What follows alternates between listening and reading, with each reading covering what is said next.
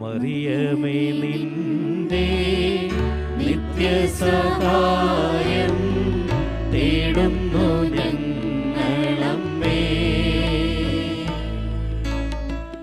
മക്കളെന്നോർത്തു നീ ഞങ്ങൾ തൻ പ്രാർത്ഥന ഒക്കെയും കേൾക്കണമേ.